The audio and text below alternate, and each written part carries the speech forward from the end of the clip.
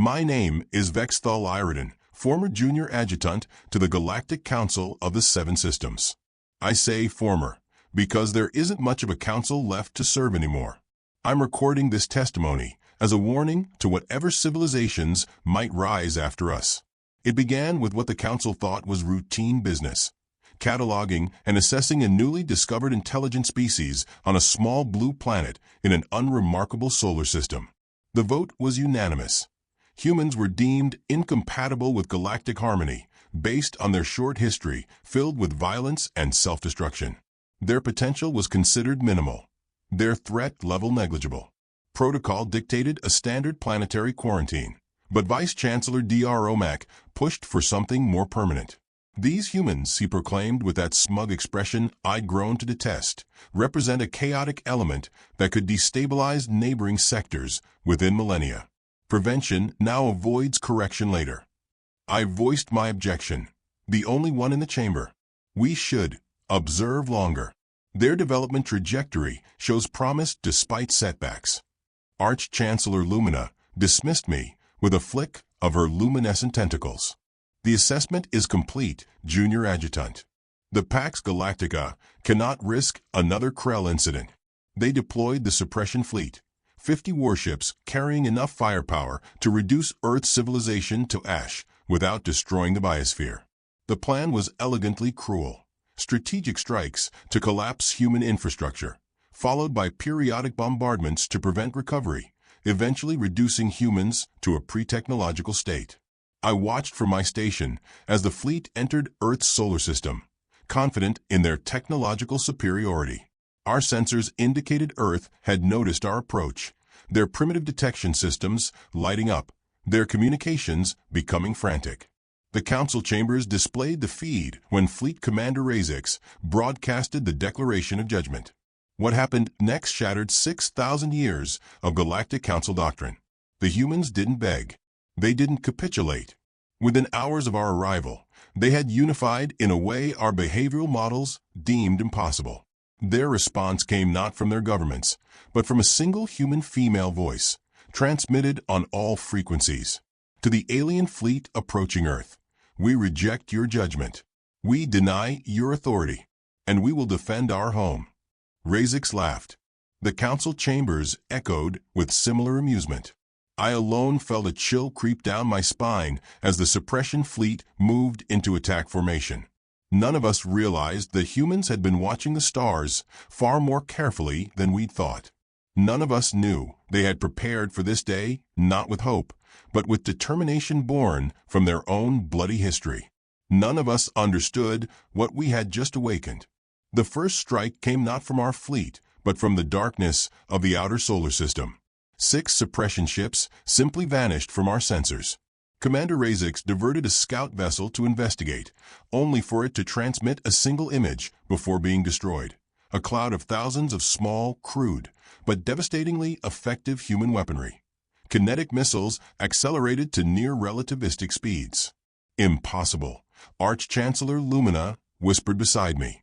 Their technological assessment indicated no such capabilities. But the humans had hidden their true progress. Their planet showed primitive combustion vehicles and rudimentary digital networks.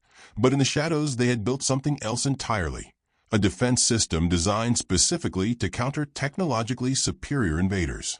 The council's chambers erupted in chaos as more ships were lost. Vice Chancellor Dr. Omak demanded explanations, while tactical displays showed our fleet breaking formation, trying to counter attacks coming from multiple vectors. They've been preparing, I said, though no one was listening anymore. They built their strategy, assuming technological inferiority. Within 6 hours, half the suppression fleet was destroyed. The humans operated with ruthless efficiency, using our own ship's debris as additional weapons. Their electronic warfare systems, far more sophisticated than our intelligence suggested, had penetrated our networks, turning ship against ship. Commander Razix's final transmission still haunts me. They're not fighting to negotiate. They're fighting to exterminate. When the last suppression ship fell, Earth went silent. No demands. No communication at all. The Council's desperate broadcasts went unanswered. Then our long-range sensors detected movement from Earth's orbit. Hundreds of ships, smaller than ours, but evidently built for one purpose. "They're coming," tactical analyst Forix announced with undisguised terror. "The humans have launched a counter-invasion." Earth's response fleet moved with unexpected velocity toward the nearest Council outpost. We had awakened something that had been preparing in secret for generations. A species that had developed technologies specifically designed to defeat a superior foe, hidden beneath a carefully maintained facade of primitive development. The Galactic Council had made a catastrophic miscalculation. Humanity wasn't unprepared for contact. They had been waiting for it, expecting the worst, and planning accordingly. I abandoned my post when the emergency evacuations began.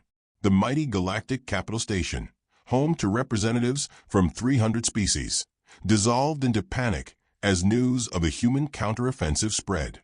Council members who had voted so confidently for humanity's suppression now scrambled for personal shuttles. From my stolen observer vessel, I watched the human armada methodically dismantling our outposts. They didn't conquer, they destroyed. They didn't seek territory, they sought vengeance. And most terrifyingly, they seemed to know exactly where to strike. Our civilization had spread across 7 systems over 6 millennia, building redundancies into every critical infrastructure. Yet somehow, the humans targeted precisely what couldn't be replaced: the quantum communication hubs, the central AI nodes, the irreplaceable precursor technology that formed the foundation of our society.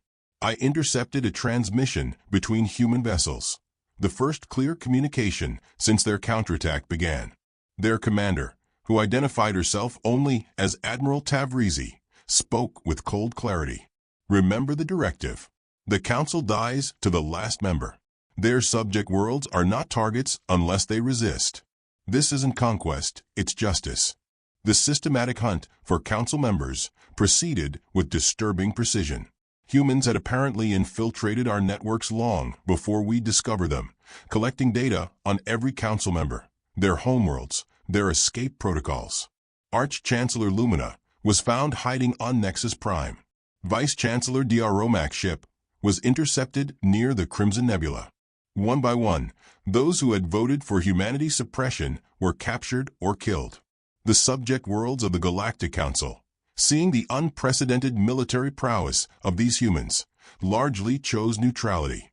Some even provided information on fleeing Council members. 6,000 years of political unity crumbled in weeks. I watched from hiding as the humans bypassed heavily defended military installations to strike directly at the Council's retreat bunkers. They weren't interested in conquering our civilization. They simply wanted to decapitate it, to erase the leadership that had threatened their existence. Through it all, they broadcast a single message on repeat to all inhabited worlds: "We sought nothing from you. We asked nothing of you. We will take only what was taken from us: security and peace of mind." 3 months after the failed suppression attempt, I received word that Admiral Tavrisi had personally executed the final Council member. The humans had accomplished what no other species had even contemplated: the complete dismantling of the Galactic Council without attempting to replace it with their own authority. Instead, they simply withdrew, leaving the subject worlds to determine their own fate. 1 standard year after the Council's fall, representatives from the former subject worlds gathered on neutral ground, the abandoned mining colony of Keltaris. I attended in disguise, one of the few surviving Council staff, curious about what new order would emerge. To everyone's surprise, humans also arrived, a small delegation led by the now infamous Admiral Tavrisi. I finally saw one of these creatures in person, smaller than most galactic species, bipedal, with an unsettling intensity in their eyes. Tavrisi spoke without preamble when given the floor. "We did not come to conquer. We came to establish terms." The terms were simple and non-negotiable. Earth and the solar system would remain sovereign human territory, off-limits to all alien presence without explicit invitation. A demilitarized zone would extend 50 light-years in all directions from Earth, monitored by human patrols. Any species developing planet-killing weapons would be considered an existential threat to humanity and dealt with accordingly. Any coalition resembling the former council would be viewed as a potential threat. In exchange, humans would neither expand beyond their buffer zone nor interfere with the internal affairs of other civilizations. "We don't want your worlds," Tavrisi concluded. "We want your absence." The gathered representatives had little choice but to agree. The humans had demonstrated capabilities that defied understanding. Their technology appeared primitive in some areas, extraordinarily advanced in others, all developed with a singular focus on defensive and counteroffensive capacity. A representative from the Thraxi Confederation asked the question everyone wanted answered. How did a supposedly primitive species develop such devastating military capacity without detection? Admiral Tavrisi's answer chilled the assembly. "We've been watching the stars since before we had electricity. Our earliest fiction imagined your arrival. Our history taught us to prepare for the worst." Every human nation, regardless of ideology, understood one truth: if we encountered alien life, we needed to be ready. She activated a holographic display showing thousands of Earth years of human entertainment media, stories about alien invasions, subjugation, and extinction events. This is what we imagined when we looked to the stars. Not peace, not brotherhood. We imagined threat. And so we prepared in secret, building weapons while pretending to focus on trivial technologies.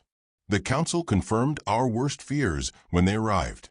As the assembly dispersed, I realized humanity's greatest weapon hadn't been their technology.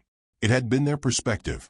Formed by millennia of internal conflict, they had prepared for the worst while the Council had assumed the best. 5 years have passed since the terms were established. I've spent these years studying what information exists about humanity, trying to understand the species that brought down 6 millennia of galactic governance in mere months. What I've learned has changed me. Humans weren't inherently more violent than other species. What made them unique was their perspective. While most spacefaring species evolved through cooperation, humans evolved through competition, not just with their environment, but with each other. Their history wasn't just marked by war, it was defined by existential threats they created for themselves. They developed weapons that could destroy their own civilization. They survived multiple near-extinction events of their own making. They imagined countless scenarios where they would face extinction from beyond their world. This self-imposed crucible forged something unique, a species that never assumed peace, that always prepared for attack, that developed technology with an eye toward defense against superior forces. Yesterday, I received an unexpected visitor at my hidden dwelling on Taris, a human diplomat named Kaito Ndiaye. How they found me, I'll never know. Admiral Tavrisi sent me, Ndiaye said without preamble. She thought you deserved answers. Over a meal, Ndiaye explained what I had suspected. Humanity had detected Council observation posts decades before the suppression fleet arrived. They had studied our technology, our biology, our tactics. Every piece of information gathered had been channeled into their defense strategy. "We never wanted this outcome," Ndiaye said quietly. "We hoped first contact would bring exchange, not extinction threats.